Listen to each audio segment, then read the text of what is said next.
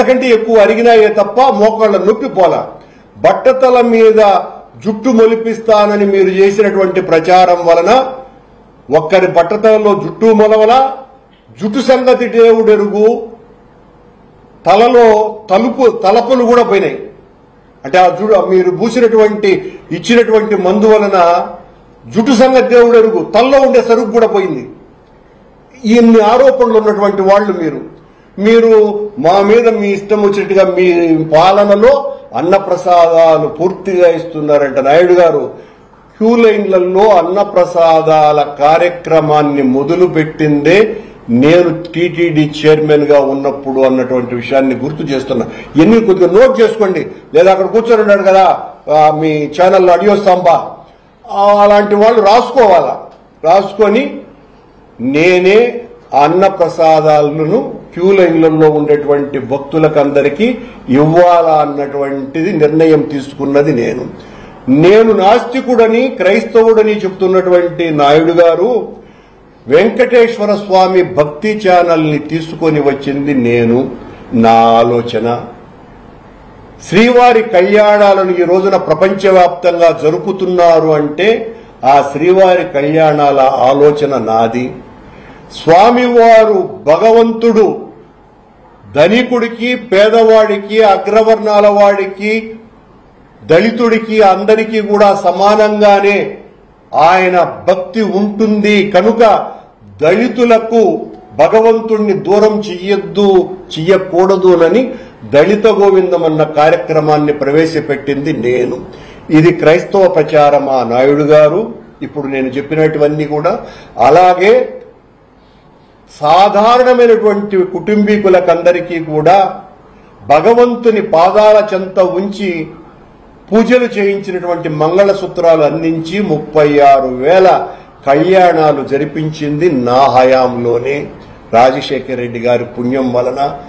ఇది కూడా అన్యమత ప్రచారమేనా నాయుడు గారు?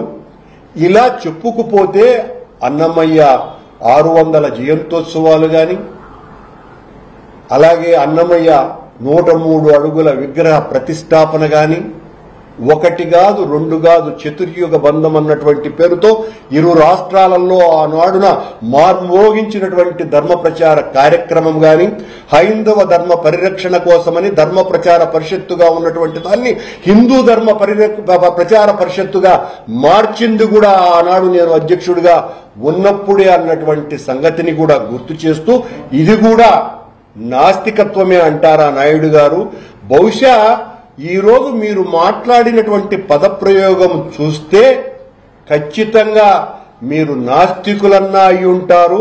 భగవంతుడి మీద ఏమో కూడా విశ్వాసము లేని మీ మీద ఎవరైనా కూడా సద్విమర్శలు చేస్తే తట్టుకోలేనటువంటి ప్రతిఘాతక చర్యలకు సిద్ధపడేటువంటి వ్యక్తిగా, ఒక హింసాయుత ఆలోచనలున్నటువంటి మనిషిగా మిమ్మల్ని మీరు ఈ రోజున ప్రొజెక్ట్ చేసుకున్నారు అన్నటువంటి విషయాన్ని గుర్తు చేస్తూ, నాయుడు గారు మీ హయాంలో మీరు చేసినటువంటి మంచి ఏమీ లేకపోగా మీరు చెప్పుకుంటున్నారు.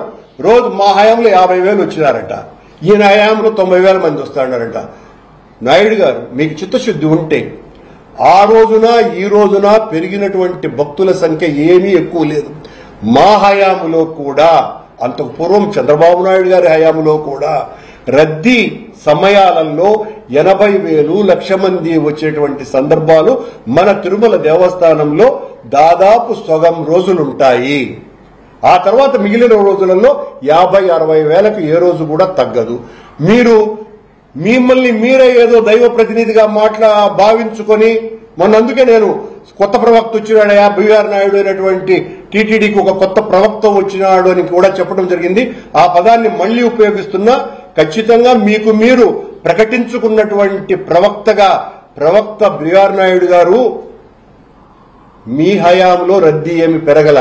మొన్న 2 లక్షల మంది వచ్చినారు, చాలా ధర్నాలు జరిగినాయి, మీరే ఒప్పుకుంటున్నారు మళ్లీ మా హయాంలో ఏమి ఆలజడులు లేవు, ఆందోళనలు లేవు అంటూనే రద్దీ జరుగుతాయి, కొన్ని ఇలాంటి సంఘటనలన్నీ కూడా జరుగుతూ ఉంటాయని. మా హయాంలో ఒక్క ధర్నా లేదు, ఒక తోపుసులాట లేదు, ఒక ఒత్తిడి లేదు. రాసుకోండి మీరు కావాలంటే. అలాగే మీ హయాంలో విఐపి భక్తులకు పెద్దపీట వేయటం లేదంట. నాయుడు గారు, ఇప్పుడు మీరు ఇస్తున్నటువంటి విఐపి భక్తుల కోట మొత్తం అంతా కలిపితే 7,500 దాటుతున్నది. మా హయాంలో 5,000 దాటిందేమో చూడండి. అట్లాగే మీరు మీ ప్రసంగంలో చైర్మన్ గా నేను వేలాది టోకన్లను దర్శన టికెట్లు ఇచ్చినాను అని కూడా చెప్తున్నారు. దీని మీద కూడా ఎంక్వైరీ అయ్యింది. మీ దగ్గర అన్ని రికార్డులు ఉన్నాయని చెప్తున్నారు కదా, చూపించండి.